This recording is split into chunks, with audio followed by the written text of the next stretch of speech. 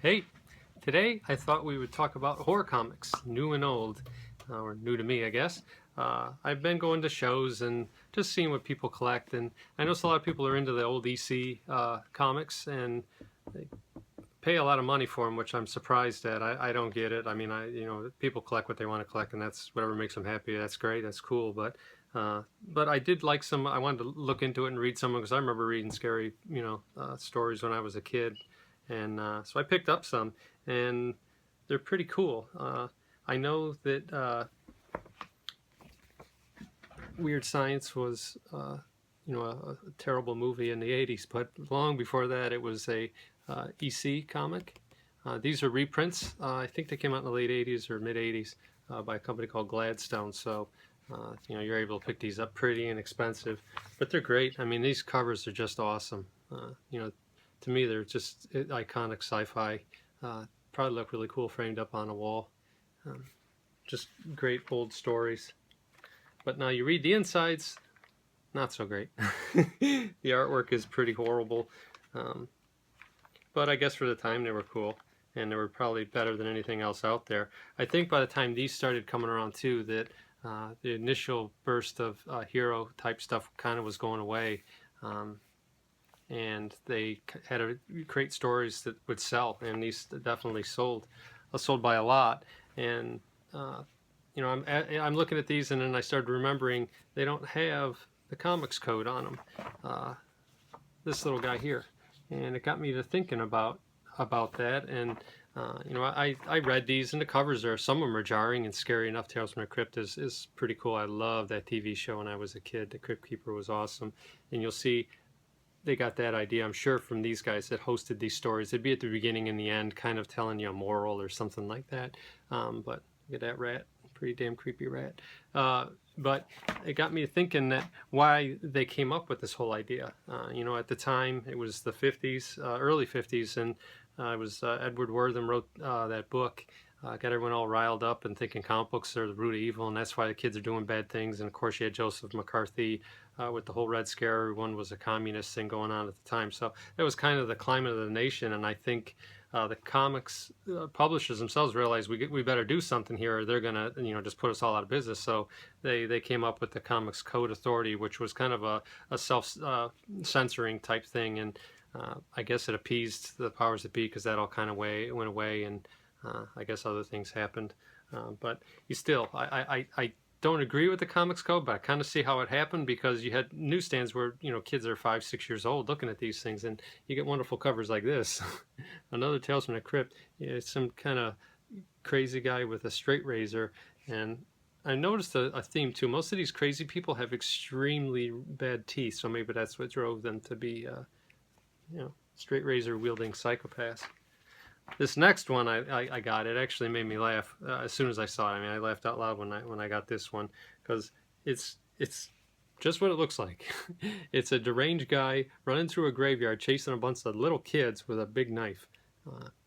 And sure enough, I read the story on it, and it's pretty close. You get these kids, they're kind of spying on this guy at his house or his castle or whatever he lives in. He's kind of a creepy scientist kind of guy. He gets into a beef with some guy, and then of course he ends up getting a knife and brutally stabbing the guy to death. The kids see it, he realizes it, so he starts chasing him, and of course he's chasing him, he trips and he falls and breaks his neck, I guess, and right in front of a tombstone. So part of that, I guess, is kind of cool, because it shows kids, if you do bad things happen to you. So I guess that's a good message, although I imagine it was lost on most kids. And you get these crime stories too, which seem to be ones that they really railed after when they were trying to get these things censored. For some reason, they didn't want them to use the word crime in their title, so they thought it promoted kids wanting to be criminals because it was cool, I guess. I don't know. But there are always strange twists in some of these stories where it's like a love triangle or something like that. This one I really get. I don't even think today you could get away with that too much. You had a meat cleaver in the guy's head, and then the ad on the back is the Crypt Keeper, and it looks like he pulled that same cleaver out of the guy's head, and it's still there. I think there was a time too where you couldn't show red blood. I think there was a very popular Punisher comic. I want to say it might have been 50, maybe. I don't know. Anyway, he's on the cover of it. It might have been War Journal, where he's on the cover, and it's actually there's blood on a knife, and that was the first time that had been done in a long, long time. So they always show blood as black, and it used to frustrate the hell out of me when I was a kid. But there's another cover, and I get it. You know, it's kind of creepy, decaying flesh. It seems like they really did like the whole zombie thing, and these were all done well before Night of the Living Dead or any of those movies. So I kind of get why they kind of felt the need to censor things. I just think they're kind of cool. They look cool. I always like when they do the kind of the picture framing in comic books. 20 centers in Marvel and DC did that. So after I looked at all these, I got to thinking, these stories are bad, but they weren't, you know, horrible by any stretch of imagination. So I went into my what I call my landfill collection box and pulled out all my books that, you know, I just read as a kid. And obviously before I was probably 10, I didn't really take good care of my stuff. So got me to think about the stories in there and how the stories in these books, although a lot of them are reprints from Tales of Suspense and other books like that, some of them were, you know, newly written and you know, created just for these books. And they're very similar in style. This is Journey into Mystery. It was after Thor had taken over Journey into Mystery, and then he had his own series. So, you know, they just used the same title again. But I remember grabbing this one because I saw on the cover. I'm like, oh yeah, it's an awesome lava monster. And look, you know, it's a new cover. And then you get into the inside, of course, it's very jarring. Instead of a cool lava monster, you get a steaming bubblegum monster. Isn't that scary? Anyway, this is the kind of the lead character in it, and he's like a scientist kind of guy, same kind of guy that's in every single 60s horror movie. And he ends up defeating the big scary monster by getting him to walk into a wind tunnel, and he cools him down so much so that the lava monster retreats to the volcano. And then he, instead of thinking, speaks out loud, because that's how we all do, and he tells the natives, who apparently speak English as well, that they won't bother him anymore because now the monster thinks that it's frigid up on the surface and he won't come around anymore. But the cool thing is about that is you had like that first story, and then you'd have a second story. This one's about a guy who goes to a barber and he ends up disappearing under the barber's tarp, very Edgar Allan Poe-esque, I think, for some reason. But I did notice as I looked at these that the stories, you know, usually start with like a monster story, and then it would get a little bit creepier and weirder, and then by the end you'd get these stories where it was always involved with like these guys, criminal kind of guys, and these women, and it just, when you were a kid, you didn't understand a lot of that stuff, and I think it's kind of an adult theme thing that, again, I guess I get why they had to have the code. This one was always awesome because when I was a kid, anything that you read in a comic that you thought you could experience was horrifying to you. So this guy gets chained up, and these ants come and they chew all the flesh off and they eat him alive, and there's nothing left but a skull at the end. And I can remember after I read this one, I went outside and you see black carpenter ants, and it scares the hell out of you because you start thinking about that comic book where the guy got eaten alive by ants. So it's kind of cool. But again, got me to thinking about, you show an image like that, and this is a book that had the code on it where a guy gets eaten alive by ants. You know, and then in the other stories, equally horrible things happen to him. But again, with the old cover switch, here's a really cool looking modern book, and you think, boy, that's where monsters dwell. You think, oh, that's neat. So you grab it, and then you open it up inside, and nope, it's a Kirby monster. And when you were a kid, I didn't really appreciate Kirby till I got much older. So and the stories are just old. People say stuff that people don't say these days.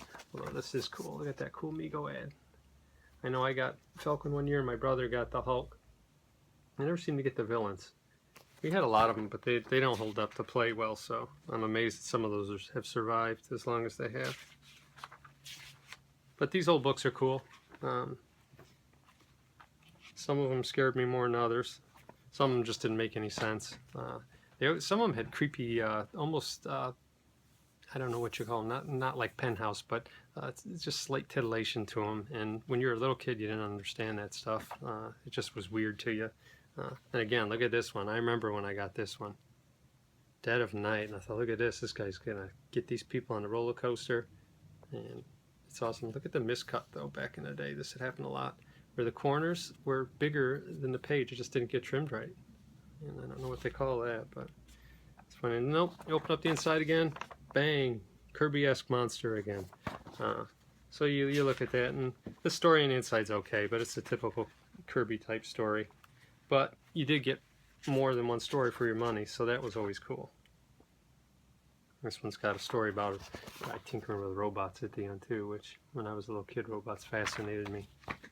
This one, nothing special about it. I just love the cover. I always carry it around with me everywhere. You got the hitchhiker guy, and you got the skeleton conductor here, and you can tell anyone he picks up ends up, dying on that train. So I loved it. The inside, unfortunately, none of the stories are very good in here. Artwork's pretty horrible. No Bernie Wrightson-esque art in here at all. But I love this book, and I carried it everywhere. This is beautiful colors. This one again, here's Charlton. They weren't afraid either. Look at that. Oh, it looks like a Jules Verne, beautiful type cover, right? And you open it up on the inside. Nope. Steve Ditko like art. This one I did like the story though, because this guy was kind of horrible in life, and as he did horrible things, the guy in the mirror, represented him, and you get worms coming out of his brain and all this horrible stuff. And then eventually, the monster gets fed up, and he reaches out of the mirror, and grabs the guy, and then he just breaks them all to pieces, and then they show him here in a crumpled pile. Again, this is a code book, and that got through, so it's kind of funny to me that stuff happened. Now this book was my brother's. Well, I guess it still is. I'll give it to him, I guess, when I see him next. But for the longest time, I was afraid to open this and read it, because I remember he was a couple years older than me, and he read it, and it seemed like it spooked him. And I mean, you just see these kids here, and this what looks like an animated scarecrow, not only that it's just killed a guy. And again, it's a code book. And that got by. But I ended up reading the story, and I love the story, and I looked at it again before, and some of these books, they don't put the cover story to the end. They make you read through all their stuff. So it turns out there's this city tough kind of guy. He's got sleeveless shirts, so he's a city tough, and his girlfriend ends up taking up with this rich city guy, so he figures I got to get some money quick, and he knows a rich guy, so he decides, I'm going to go rob this rich guy. It'll be easy. Well, robbing him wasn't so easy. He ends up hitting him in the head, and he ends up killing him. So when the authorities come to get the guy, he runs, he flees, and he decides, I'm going to hide in this scarecrow here. No one will know. And this guy, of course, walks by him, doesn't think to look, geez, that scarecrow has eyes. But anyway, gets away with it. He hangs out there. There's people looking for him, so he thinks, I better lay low until they all go away. Well, early in the story, he was kind of mean to these punk kids, these street urchin kind of rotten kids, and they come along, and they're talking about that there's nothing in that scarecrow, and they're arguing about it. So then this kid gets this great idea to get this big sharp pointy stick, and of course he stabs him, and the guy's in there, and it kills him. And this image I still remember, even before I read the story, just is very haunting, where you get the guy slumped over, and you have the host here telling you the moral of the story, but which is I guess a good moral. Don't steal, or you're going to get stabbed by a bunch of urchin street kids. But that story was great, and I was glad I opened it. Of course, you got Evel Knievel on the back. Who didn't love Evel Knievel back then? Awesome. And then the last one, these guys tricked me good. 25 cents. I got my 25 cents. Godzilla was huge at the time, and that looks exactly like Godzilla to me. Only got more arms, so I thought this would be great. So of course I buy this. I open it up, and it's not Godzilla. It's some 1950s story, reprint story. It looks like Reptilicus from that cheesy sci-fi movie. Garbage story. So it didn't matter, because like I said, you get lots of these stories in here. Well, the last one is this inventor. He's a super smart guy, so he invents the perfect woman, a robot. And he decides it's a great idea to get rid of my wife, and he does it in broad daylight, chokes her by the pool.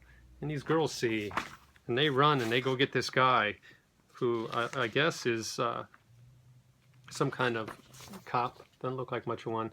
And in the meantime, the guy had thrown some diver's weights on through his dead wife in the pool, and thinks, I'm going to get away with this. So then when they come to see, he's like, no, she's fine, look. And of course, she's fine. She's diving in the pool. She walks out, says hello, gives him a kiss on the cheek. They say, oh, I'm mistaken.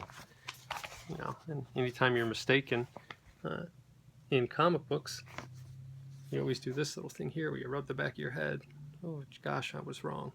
Anyway, turns out they leave. The guy thinks I'm super smart. I'm going to get away with it. Perfect crime. He goes in for a swim. The robot follows him. And of course, she kisses him, drowns him. He thinks to save himself by pulling the back of her head off and getting at the circuitry. But nope, zap, kills him, the end. And then for a grisly finish, you get the host telling you all about it. He dies next to his weighted down dead wife at the bottom of the pool. So that story bugged me because, you know, I didn't understand the whole adult relationship thing. And, you know, kissing girls was creepy enough, but kissing a robot girl underwater was super creepy. But that's my tale for today, the EC Comics and the code, and kind of hit the hypocrisy of it. But looking back, I had a lot of fun reading these. So if you got any old books, dig them out, take a look at them through older eyes, and the stories might be different for you. Till then, keep reading.